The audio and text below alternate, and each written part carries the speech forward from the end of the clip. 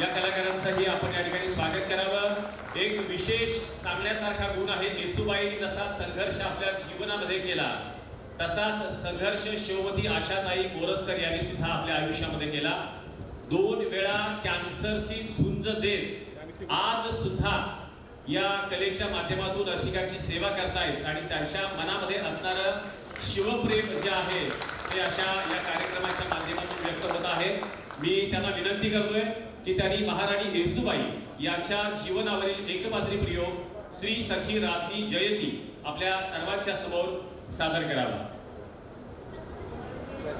जय जिजाऊ.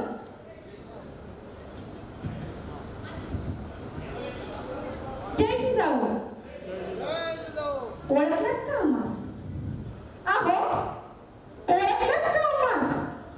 आम्ही स्वराज्य जगनी राजमाता जिजाऊ आऊसाहेबांच्या नाचू. होय, आम्ही स्वराज्य संस्थापक छत्रपती शिवाजी महाराजांच्या स्नुषा. आम्ही स्वराज्य रक्षक छत्रपती संभाजी महाराजांच्या पत्नी महाराणी येसूबाई साहेब. स्वराज्याच्या पहिल्या युवरांनी, स्वराज्याच्या कुलमोक्त्यार श्री सखी राधनी जयती. होय, आम्ही बोलतोय महाराणी येसूबाई साहेब. आम्ही राजे शिर्के घराण्यात झिले. पिताजीराव राजे शिर्के यांची कन्या गणोजी व देवजी आमची भावंड. आम्ही राजे शिर्केंची सर्वात लहान जीवाबाई. एक दिवशी आम्ही अंगणात काठी लाठी खेळत होतो. आम्ही काठी लाठी खेळत आहोत हे पाहून आमच्या बाबांना फार आनंद झाला. आणि याच वेळी राजगडावरून महाराजांचा कलिता आला होता. बाबांना निरोप होता. कुटुंब कबिल्यासह राजगडावरती तातडीने यावं. काही दिवसातच आम्ही राजगडावरती पोहोचलो. महाराज बाबांना म्हणतात कसे, पिलाजीराव, आपली मुलगी आम्ही आमची सून करून घेत आहोत. बाबांना फार आनंद झाला. बाबा आनंदाने म्हणतात कसे, महाराज तुम्ही आम्हाला सोयरिकीचा मान दिला. अहो माहित असतं सोयरिकीसाठी बोलवलंय तर मुलीला वाशिंग मधून समोर केली असते, वाजत गाजत आला असतो. पण महाराज म्हणतात सोयरीक कशी सर्वांच्या संमतीने व्हावी, आनंदाने व्हावी. आजपासून तुमची ही लेक आम्हाला आमच्या लेकी समान. आमचा विवाह शिवपुत्र युवराज संभाजी राजांशी राजगडावरती मोठ्या थाटामाटात संपन्न झाला. राजे शिर्केंची लेक भोसले राजघराण्यांची सुनबाई झालो. आऊसाहेबांचे आशीर्वाद, शिवछत्रपतींचे सहवास आणि युवराजांची पत्नी म्हणून आम्ही राजगडावरती राजप्रसादात येसूबाई या नावाने प्रवेश केला. आणि शिर्के घराण्यांची जीवबाई भोसले राजघराण्यांची येसूबाई झालो. काही दिवसातच आम्ही आमच्या माहेरी चाललो होतो. आमच्या आईसाहेब आल्या होत्या. आईसाहेब आऊसाहेबांना म्हणतात कशा, आऊसाहेब आज निघावं म्हणतो. आऊसाहेब म्हणतात येसूबाईंना सांगितले त्या माहेरी येण्यास तयार झाल्या. मागे मुघलांची फौज पुण्यात आली होती तेव्हा आम्ही माहेरी जा म्हटलो तर नाही म्हणाल्या. संकटात साथ सोडणाऱ्या नाही, चांगले संस्कार दिले. आई म्हणते कशी, आता तुमचाच पदर धरून वाढते आहे. आम्ही माहेरी जायला निघणार तोच आऊसाहेबांना आम्हाला काही सूचना करावायच्या होत्या. आईसाहेब म्हणतात कशा, आऊसाहेब काय करायचं, आम्ही आहोतच की, काय हवं नको पाहायला. अहो शृंगारपूर तर त्यांच्या ओळखीच. आता बघाच शृंगारपूरला गेल्या की कशा रानोमाळ धावतील फुलं व्हायचं. आऊसाहेब म्हणाल्या तेच नको आणि तेच नको.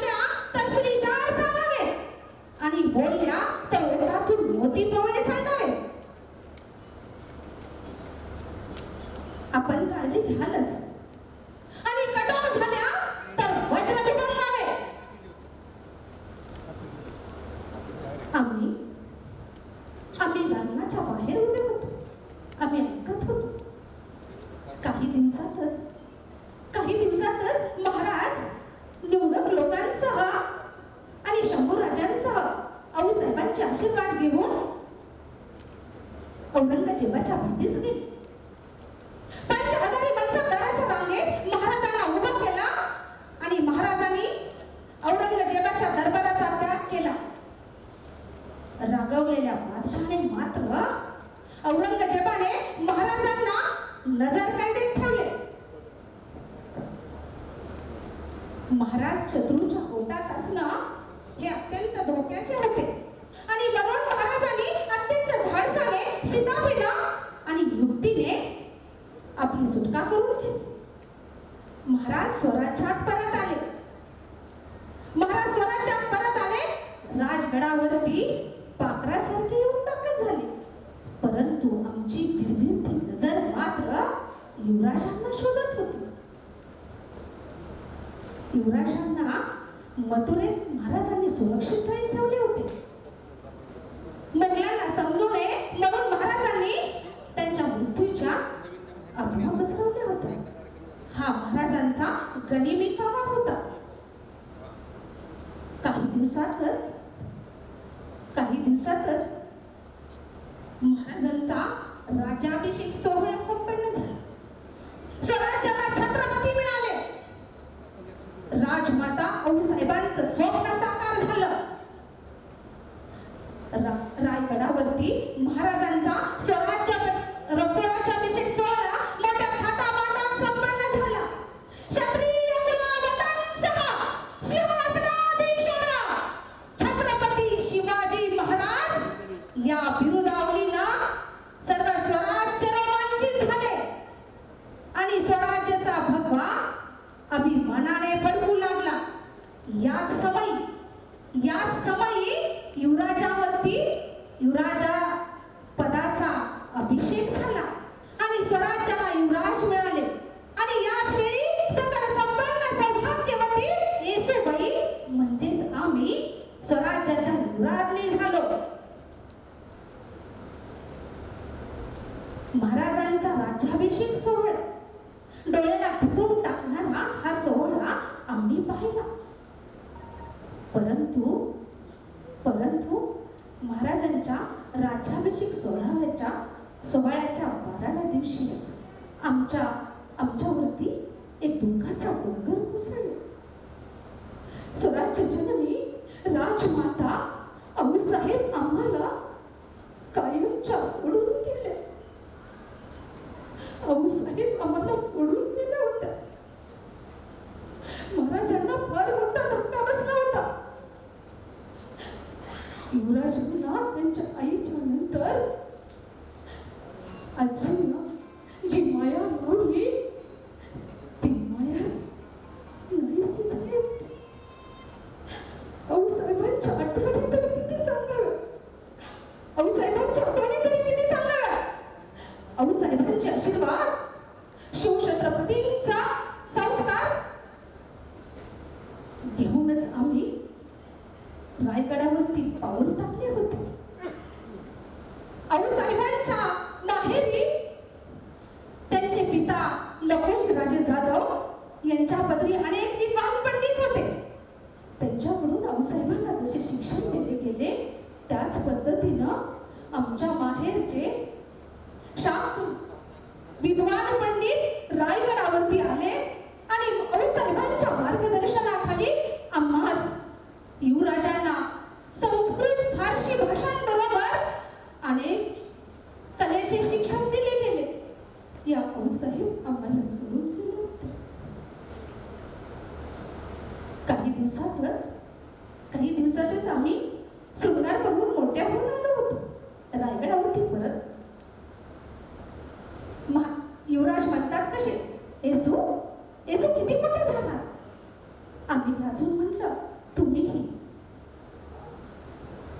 युवराज म्हणतात येसू तुमचा खूप अभिमान वाटतो. खूप अभिमान. तुम्ही रायगडावरती येताना एक काढलेल्या स्त्रीला आपला मेना दिला आणि घोड्यावर रायगड गाठला. आम्हाला आऊसाहेबांनी परोपकार सांगितला, शिकवला, तोच आम्ही प्रत्यक्षात आणला. एवढंच. येसू तुमच्यासारखं आम्ही पण खूप काही ठरवलंय. येसू स्वराज्यात किल्ल्यांची संख्या 300.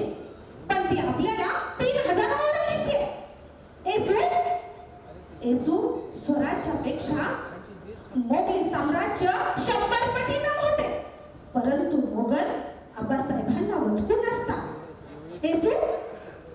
येसू आऊसाहेबांचं आणि आबासाहेबांचं स्वप्न आपल्याला साकार करायचंय. आऊसाहेब जशा आबासाहेबांच्या पाठीशी खंबीर उभ्या होत्या, तशाच तुम्ही आमच्या पाठीशी. येसू, तुम्ही आमच्या पत्नी तर आहातच, पण त्याहून अधिक सती आहात. येसू, तुम्ही मुलाबाळात रमण्यापेक्षा रयत हीच आपली मुलं-बाळे समजून रयतेत रुळावं हीच आमची अपेक्षा. काही दिवसात महाराज दक्षिण दिग्विजयासाठी चालले होते. दक्षिण दिग्विजयासाठी चालल्यानंतर मात्र महाराजांनी खूप विचारांती आम्हाला व युवराजांना शृंगारपुरी पाठवले. आम्ही शृंगारपुरात राहू लागलो. युवराजांनी त्याच ठिकाणी अनेक ग्रंथ लिहिले, अनेक काव्य रचले. महाराज दक्षिण दिग्विजयानंतर स्वराज्यात परत आले, त्यावेळेला महाराज आपल्या लेकाला भेटण्यासाठी पुरंदरहून पन्हाळ्यावरती आले होते आणि पिता पुत्रांच्या या भेटीतील संभाषण आम्हाला प्रेरणा देणारे होते. महाराज दक्षिण दिग्विजयानंतर थोड्याच दिवसात अल्पावधीतच महाराजांचे निधन झाले. आमच्यावरती परत एकदा दुःखाचा डोंगर कोसळला होता. आमचं छत्र हरवलं, आमचा आधार गेला. स्वराज्याचे छत्रपती स्वराज्याला रयतेला पोरकं करून गेले. यावेळी आम्ही आणि युवराज पगडावरतीच होतो.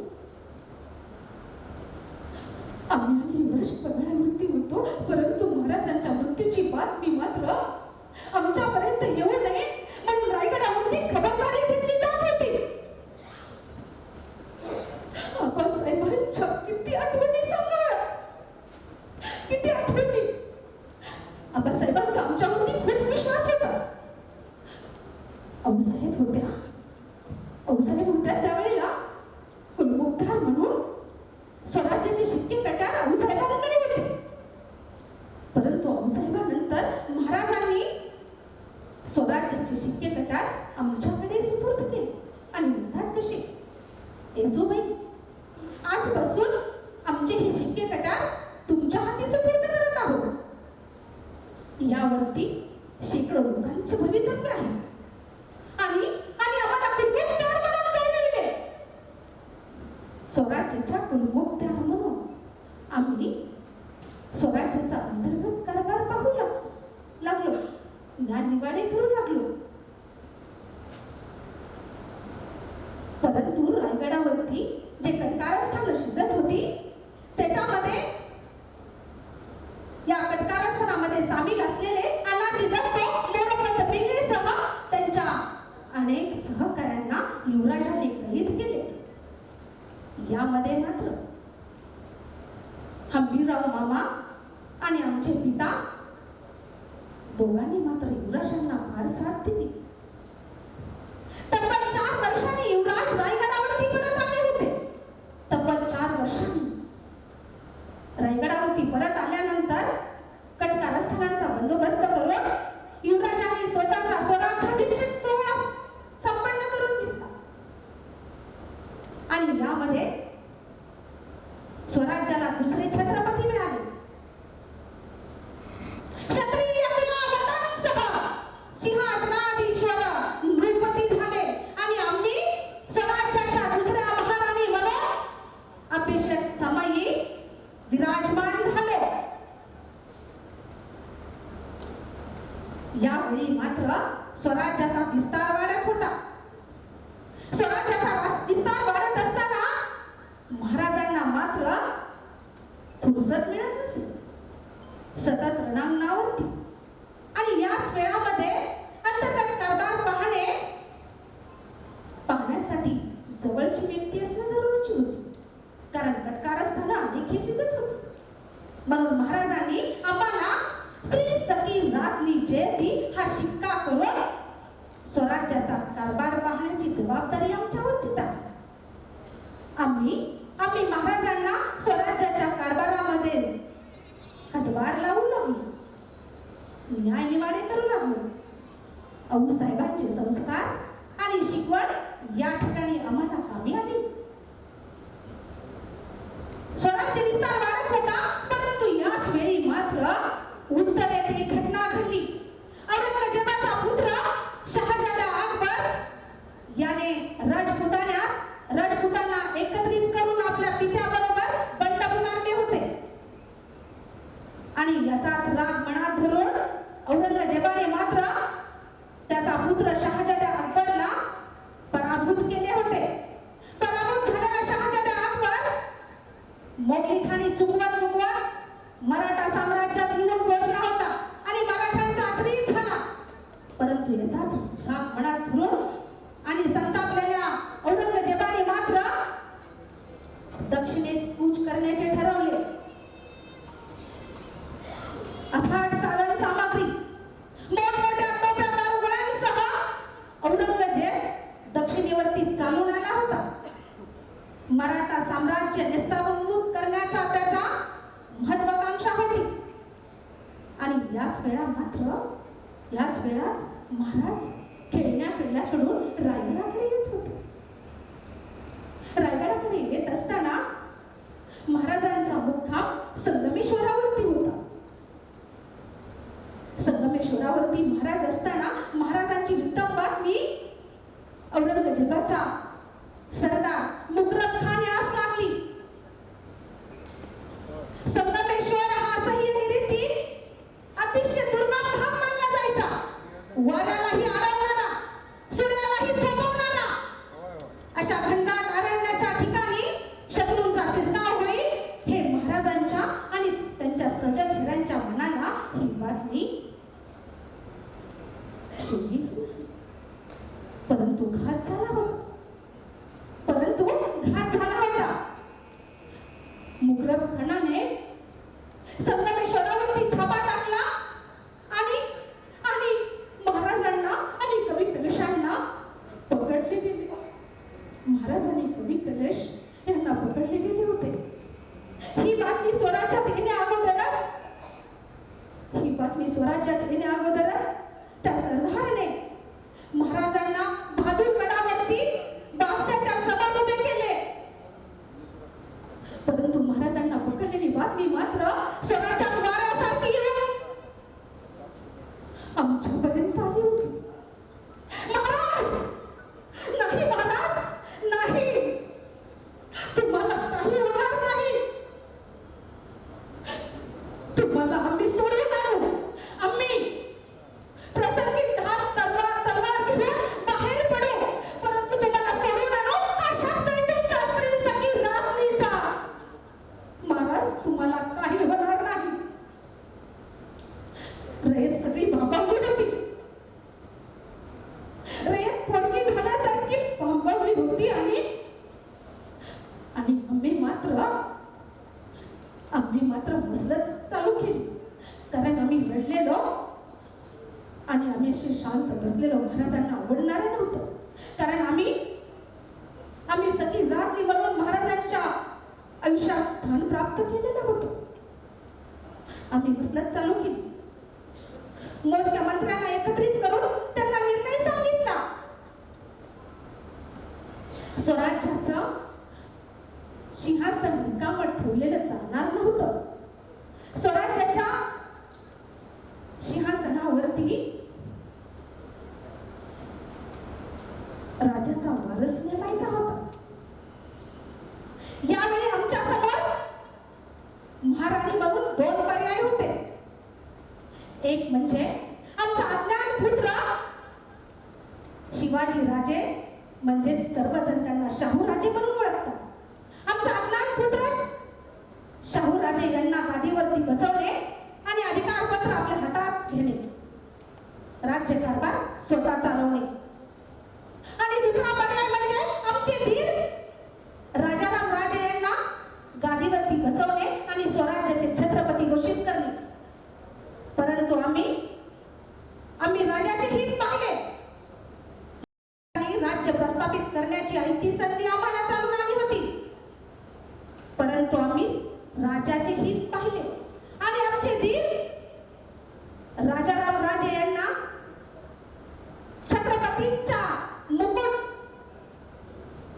छत्रपतींचा मुकुट देऊन त्यांना त्यांचा राज्याभिषेक पंचकरावर केले आणि राजाराम राजांना छत्रपती म्हणून घोषित केले.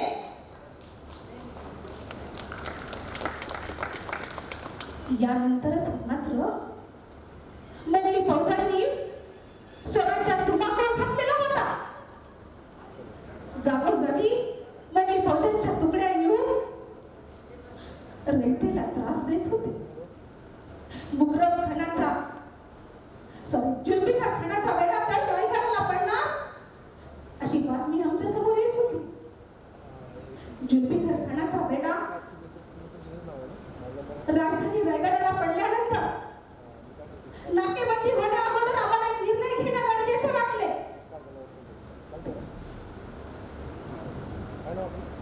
आणि याच वेळामध्ये मसलती चालू ठेवल्या होत्या, परंतु आम्हाला माहित होतं की औरंगजेब महाराजांबरोबर कूटनीती खेळणार आणि याच वेळात मात्र रायगडावरती आई जगदंबेच्या गोंधळाचा चौक भरला होता. आमच्या हातात नळ भरण्यासाठी कुंभ घेतलेले होते आणि याच वेळात खंडोजी बातमी घेऊन आले होते. राणी साहेब आमच्या हातात नळवटासाठीचे कुंभ तसेच होते. आम्ही पाहिले तर संताजीराव म्हणत होते, राणी साहेब. आम्ही म्हणालो, संताजीराव बोला, संताजीराव बोला. सततच्या येणाऱ्या वाईट खबरांमुळे आम्ही आमची काळीज सह्याद्रीच्या पत्थराप्रमाणे घट्ट केली आहे. बोला संताजीराव बोला. संताजीराव मात्र राणी साहेब आपलं संभोगास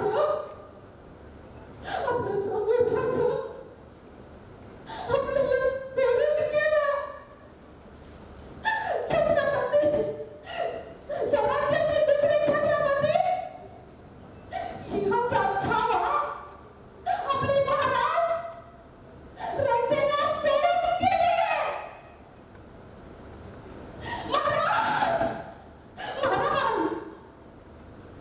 या तुमच्या श्री सत्यरामनीला सोडून गेला.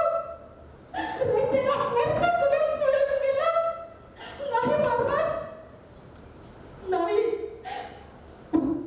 पण आम्ही रडत बसणारे नाहीये.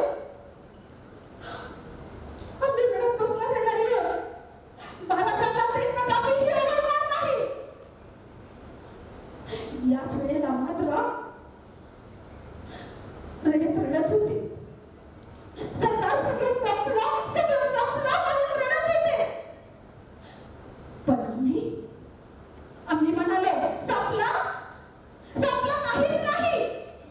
आता तर एक नवीन सुरुवात आहे. शिवछत्रपतींच्या संवासातले तुम्ही छत्रपतींच्या तालमीतले मावळे तुम्ही असे हतबल होता. अहो, आम्ही एक स्त्री म्हणून हतबल झालो नाही आणि कधी होणारही नाही. साक्षात संसदेचे परजंत तुम्ही आणि सगळं संपलं असे म्हणता. संताजीराव उचला संशय. दादाजीराव सज्ज व्हा. त्या औरंग्यास संशयखाने चिरडण्यास आता एकच ध्यास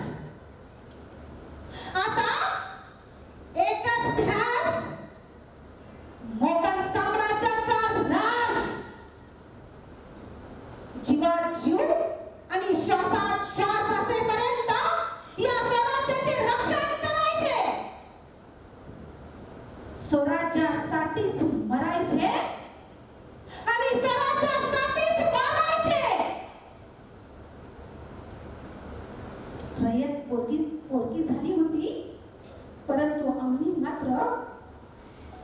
वैधव्याच्या दुःखाला मान देऊन स्वराज्य रक्षणासाठी आम्ही आमचा पदर खोचला होता. आणि याच वेळात जुल्फिकार खानाचा वेढा दिवसेंदिवस रायगडाला वाढतच चालला होता. यावेळी पुस्तक बोलवलं, कर्त्या मंडळींना बोलवलं आणि निर्णय सर्वांमध्ये घेतला. राजगडावरती राजघराण्यातील सर्वांनी एकत्रित राहणं अत्यंत धोक्याचे होते. आणि म्हणूनच आम्ही निर्णय घेतला, छत्रपती राजाराम महाराजांनी रायगड सोडावा आणि कर्नाटकामध्ये जिंजीकडे कूच करावी. त्याच ठिकाणी राज्य प्रस्थापित करून राज्य कारभार पाहावा. आणि आम्ही आमचा पुत्र शाहू राजांसह रायगड लढू. आम्ही रायगड लढवत होतो. सर्व मराठे एकत्रित येऊन रायगड लढवत होते. परंतु रायगडावरील अन्नधान्य संपत आले होते. शस्त्रसाठा कमी होत आला होता. आणि याच वेळात परत एकदा एक वाईट बातमी आली. राजाराम राजांना कर्नाटकातून जात असताना तुंगभद्रेच्या तीरावरती मोगलांनी पकडले. आम्ही रायगड लढवत होतो, परंतु या बातमीने मात्र आमचे ओशिबंदीचे नीती धर्म खचले. आणि आम्ही निर्णयाचा ठरवलं, जर गड असाच मोगलांच्या ताब्यात गेला तर आम्हाला सन्मानाने वाढवले जाणार नाही. परंतु आम्ही जर तहाची बोली केली आणि आम्हाला विश्वास वाटला तर आम्ही गडासह मोगलांच्या ताब्यात होऊ आणि आम्हाला सन्मानाने वागवले जाईल. म्हणून आम्ही जुल्फिकार खानाबरोबर तहाची बोलणी चालू केली. ज्यावेळेस आम्हाला विश्वास वाटला त्याच वेळेस आम्ही जुल्फिकार खानाच्या गोटातून रायगडावरती परतलो. सत्वारबाई मातोश्री, आम्ही, जानकीबाई आणि शाहूराजे गडासह आम्ही मोगलांच्या ताब्यात झालो होतो. औरंगजेबाने मात्र त्यांच्या निवासस्थानाच्या शेजारीच आमची निवासाची व्यवस्था केली होती.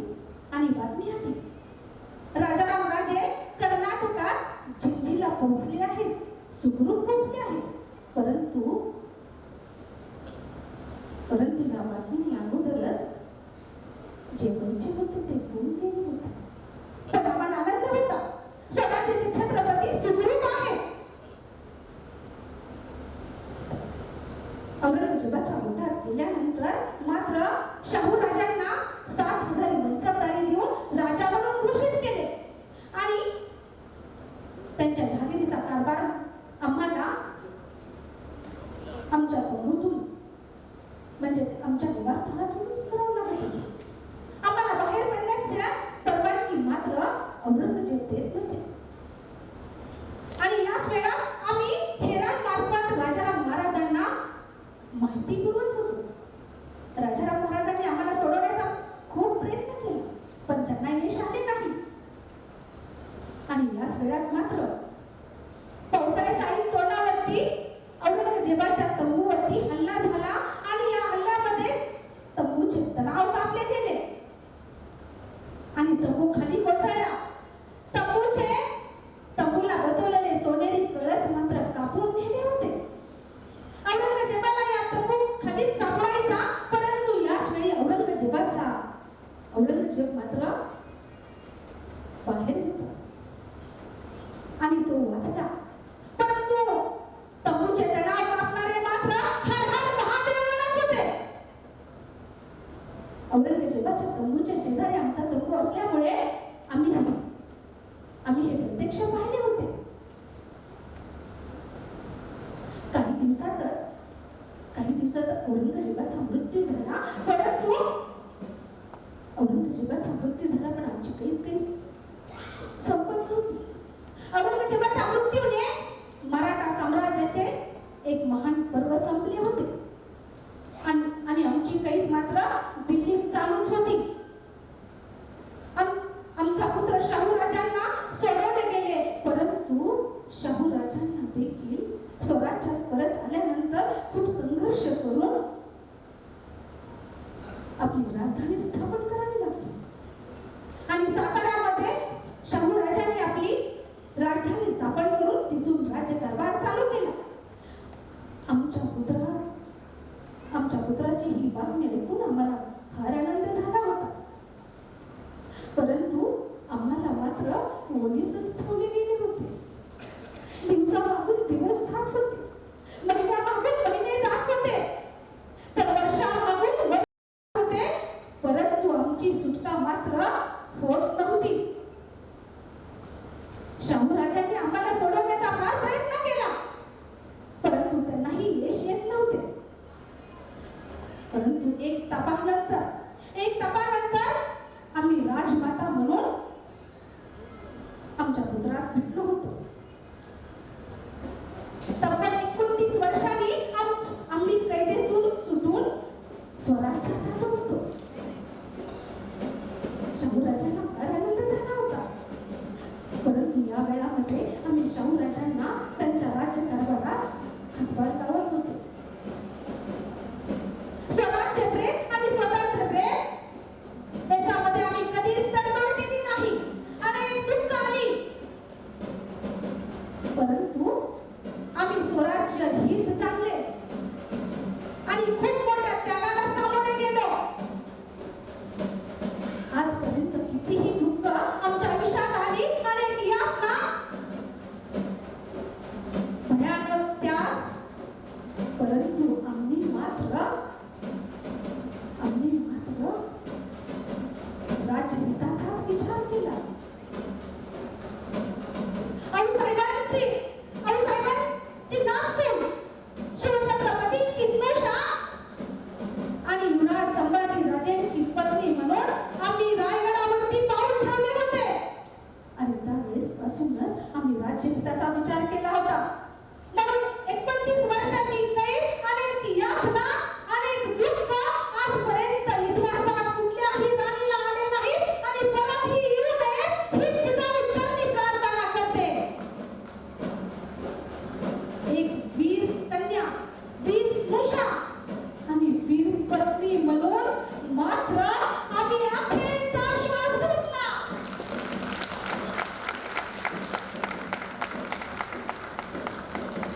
जय जिजाऊ. आज या ठिकाणी मराठा सेवा संघाचे संस्थापक अध्यक्ष आदरणीय खेडेकर साहेब, त्याचबरोबर मराठा सेवा संघाचे प्रदेश अध्यक्ष आदरणीय गोरे साहेब, त्याचबरोबर सर्व पदाधिकारी यांनी माझ्यावरती जो विश्वास टाकला, नक्कीच तो सार्थ करण्याचा प्रयत्न मी केलेला आहे. खरं तर मला हे करण्यामागं खूप मोठी ऊर्जा होती, ती म्हणजे आदरणीय शिकरे साहेब आणि त्याहीपेक्षा जास्त ऊर्जा म्हणजे, कारण मगाशीच माझी ओळख करून देताना सांगितलं की मी 2 वेळा कॅन्सरमधून बाहेर पडले, तर मी 2 वेळा कॅन्सरमधून बाहेर पडले ह्याच्यासाठी मला जी मोठी ऊर्जा आहे आणि इथं बोलण्यामध्ये जी मोठी ऊर्जा आहे ती माझे पती आदरणीय मोरजकर सर. मी सर्वांना धन्यवाद म्हणते आणि या ठिकाणी थांबते. जय जिजाऊ, जय शिवराय. धन्यवाद. श्री सखी राब्दी जयती हा एकपात्री प्रयोग अतिशय सुंदर असा या ठिकाणी सादर केला. हृदय पिळवटून टाकणारे अनेक प्रसंग त्यांनी या एकपात्रीमधून मांडले. आदरणीय मदनसिंह दादा मोहिते पाटील स्वागताध्यक्ष यांनी 2000 रुपयांचं बक्षीस शिवमती आशा मोरजकर यांना या ठिकाणी दिलेलं आहे. मी विनंती करतोय शिवमती मीनाक्षी जगदाळे मॅडम, विभागीय अध्यक्ष जिजाऊ ब्रिगेड महाराष्ट्र, की त्यांनी आशा मोरजकर परंडा यांचा या ठिकाणी सन्मान चिन्ह आणि रोख बक्षीस देऊन सन्मान करावा. आदरणीय शिवमती मीनाक्षी जगदाळे मॅडम, आपण विचारपीठावरती यावर्षी विनंती आहे. आणि म्हणूनच मोठ्या संकटातून त्या बाहेर पडलेल्या आहेत. खरं इतिहासामध्ये अनेक अशी पात्र आहेत की त्या पात्रांमधून खूप काही शिकण्यासारखं आहे आपल्या आयुष्यामध्ये. आणि आशा मोरजकर यांनी या श्री सखी राब्दी जयंती एकपात्रीमधून महाराणी येसूबाई यांची वेदना आपल्या सर्वांसमोर